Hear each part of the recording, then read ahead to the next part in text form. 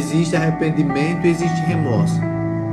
Quando o arrependimento existe, arrependimento é mudança de rota, é mudança de atitude, é mudança de vida. Então, quando existe esse arrependimento, o Senhor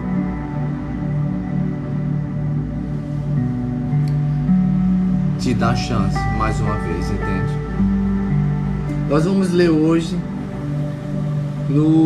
na carta de Paulo aos Romanos, capítulo 12, ou melhor, capítulo 12, versículos 9 a 18.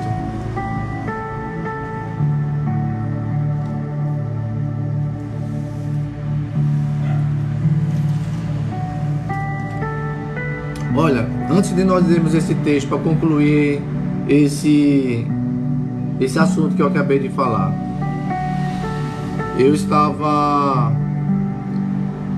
conversando com uma pessoa e eu conheço uma pessoa que é uma mulher de Deus. Eu estou falando num caso específico, tá? Não vou dizer nome para não... por questão de ética. Mas essa pessoa, por exemplo, ela tem teve uma vida pregressa difícil, sabe? Teve uma vida pecaminosa mesmo no passado. Aí o Senhor converteu essa pessoa. É uma pessoa do meu convívio. E a mudança que Deus fez na vida dessa pessoa, sabe, é nítida. Como Deus mudou a vida dessa pessoa. E ela tem dedicado a sua vida na obra de Deus, inclusive trabalha na obra de Deus. E um dia ela falou para um outro amigo meu, chamou um amigo meu e foi até ele chorando e disse para esse meu amigo: eu caí de novo. E disse em lágrimas, chorando. Aí esse meu amigo disse para essa pessoa o que eu também diria. Ele disse: se essas lágrimas ainda estão aí, é porque o Espírito Santo ainda está em você. Então ergue a cabeça, levanta, caminha de novo, porque o Senhor te perdoou. Enquanto nós nos sentirmos incomodados com algo errado que nós fazemos, é porque o Espírito Santo está em nós, dizendo para nós, e isso daí precisa ser mudado.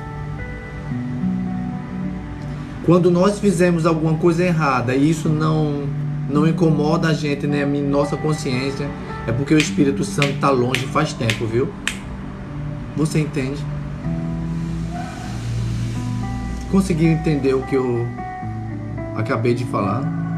Quando nós somos incomodados pelos erros que nós já conhecemos e aquilo incomoda a gente, aquilo faz a gente chorar e querer mudar, e a gente se levanta, é porque o Espírito Santo está em nós ainda.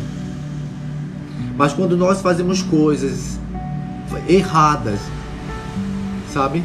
Quando nós fazemos coisas erradas e isso não incomoda mais, cauterizou, o Espírito Santo está longe. Nós nos afastamos dele. Que nós continuemos, todas as vezes que nós erramos, se aquilo arder em nós dizendo que está errado, levante-se, e recomece. Porque o Espírito Santo está dizendo: recomece. Se aquilo que você ou eu fizermos de errado não mais nos incomodar e nós acharmos que é normal isso que nós fazemos, é porque nós nos afastamos muito do Espírito Santo. Se terminássemos essa live agora, Deus já tinha dado o seu recado. Mas vamos ler no nosso texto, Carta de Paulo aos Romanos, capítulo 12, versículos de 9 a 18. Romanos, capítulo 12, versículos de 9 a 18. Carta de Paulo aos Romanos.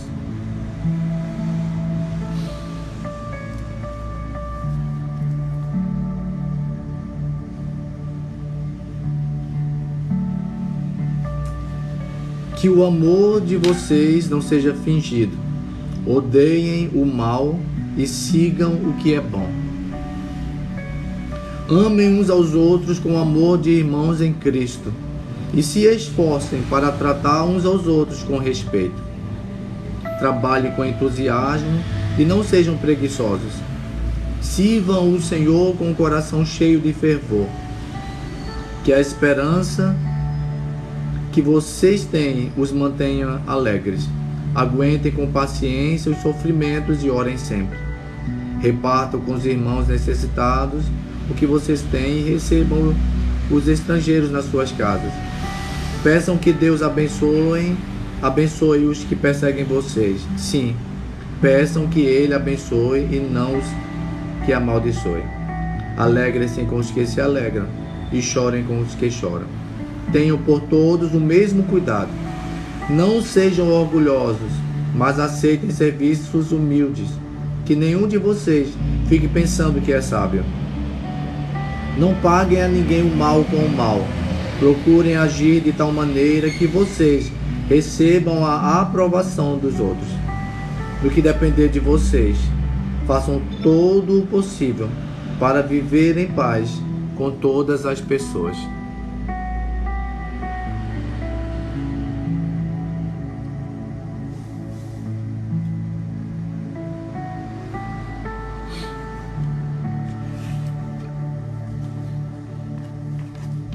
Valorizar. É isso que eu quero falar sobre a nossa reflexão de hoje. Valorize. E antes de continuar, queria contar uma história que talvez vocês já ouviram falar. Uma história fictícia. Não é real, ela é fictícia. Foi criada para que nós possamos entender algumas coisas. Houve uma reunião das ferramentas em uma carpintaria. O martelo era o presidente, mas os demais exigiam que esse presidente saísse da presidência, porque ele era barulhento demais e passava o tempo todo dando golpes. O martelo, então, insatisfeito, disse então que o parafuso não poderia também ser presidente, porque o parafuso dava muitas voltas até fazer o seu trabalho final. O parafuso disse então, se justificando, que nem a lixa poderia ser presidente, porque ela era áspera demais. E assim foi, cada um se justificando, cada um apontando o defeito do outro. Cada um empurrando a culpa para o outro. Então, silenciosamente, entra o carpinteiro. Aquele que vai usar as ferramentas. Então, o que ele faz? Ele pega aquelas ferramentas que estavam ali discutindo umas com as outras, usa cada um e constrói um móvel finíssimo. Um móvel muito lindo.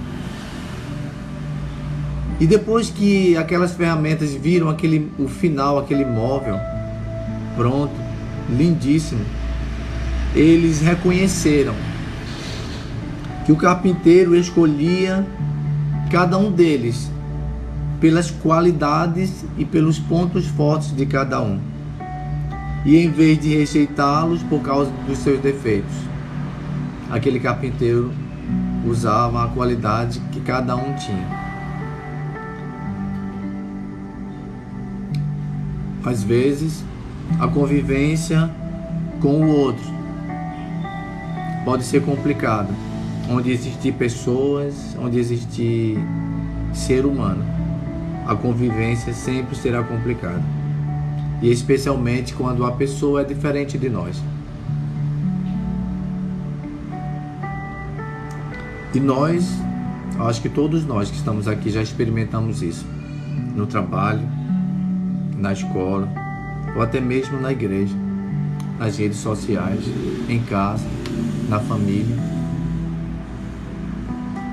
A convivência. E a nossa tendência sempre é olhar o defeito do outro e nunca focar em alguma qualidade que aquela pessoa possa ter. E às vezes os defeitos do outro irritam a pessoa, a ponto de a pessoa odiar aquela outra pessoa porque ela tem uma diferença que a pessoa não tem, simplesmente porque é diferente. E o carpinteiro dessa ilustração que eu acabei de falar nos traz uma lição importante. Nós precisamos valorizar as qualidades das pessoas e não os defeitos. Nós precisamos enfatizar as qualidades delas e não focar nos seus defeitos. Porque nós temos essa tendência de colocar o olho no primeiro defeito da pessoa. Mas o que esse carpinteiro nos ensina é que Deus tem trabalho para todos nós. E não são os nossos defeitos que vão impedir a obra de Deus. Não são as nossas diferenças que vai fazer com que Deus pare de trabalhar no nosso meio. Deus, Ele aproveita o melhor de cada um de nós. Nós precisamos apenas nos esforçar para que nós possamos renunciar a isso que está em nós, em querer sempre apontar o erro do outro. E às vezes nós podemos cair no risco de fazer a pessoa parar de vez e nem nós fazemos também nada, e a obra parar por nossa culpa. Entende a mensagem?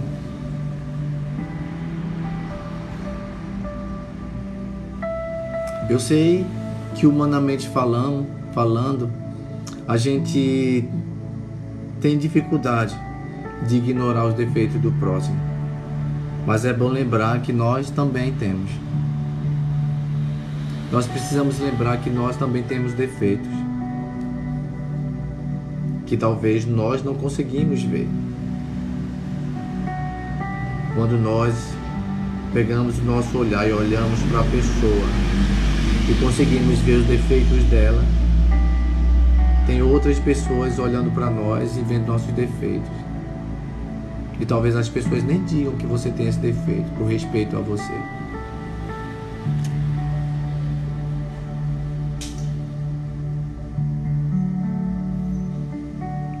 Então nós precisamos fazer o que o texto fala lá no versículo 18 de Romanos, capítulo 12. No que depender de vocês, façam todo o possível para viver em paz com todas as pessoas. No que depender de nós, nós precisamos fazer de tudo para viver em paz uns com os outros, amar uns aos outros. Jesus mesmo disse: o mundo só vai me conhecer quando eles olharem vocês. Se o mundo olha para mim e para você, nós dois brigando, o que é que nós estamos ensinando? O que é que nós estamos pregando? O amor? Se no nosso meio, no meio do povo que se chama povo de Deus, se nós continuamos com brigas, com discussões, com contendas, um apontando o defeito do outro, o mundo não vai ver diferença alguma entre nós e eles. Agora o mundo só vai conhecer Jesus quando eles verem que nós amamos uns aos outros. E a Bíblia diz que o amor, ele é paciente, o amor é perseverante, o amor deseja o bem, não olha vantagens pessoais.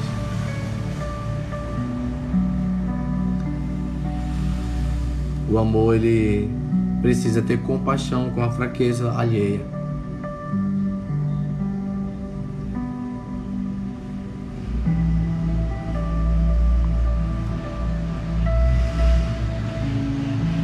Se esforce para viver em paz com o seu próximo, para que o Senhor complete a obra. Ele é o carpinteiro, nós somos as ferramentas. Cada ferramenta tem suas qualidades e seus defeitos. E Deus vai usar nossas qualidades e às vezes até os nossos defeitos.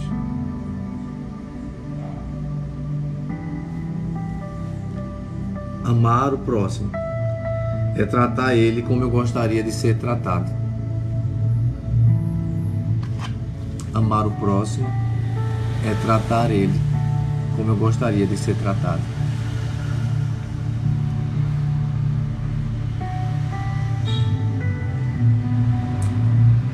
E foi por mim e por você.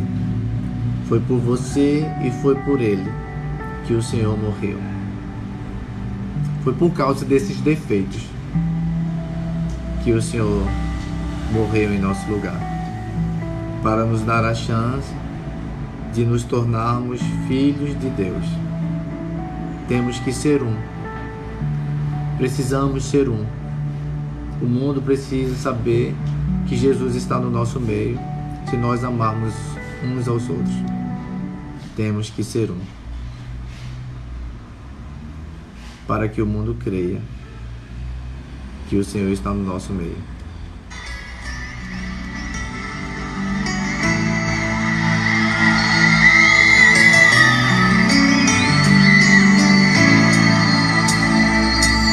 Amai-vos uns aos outros, sujeitai-vos uns aos outros. Aquele que quiser ser o primeiro, sirva a todos.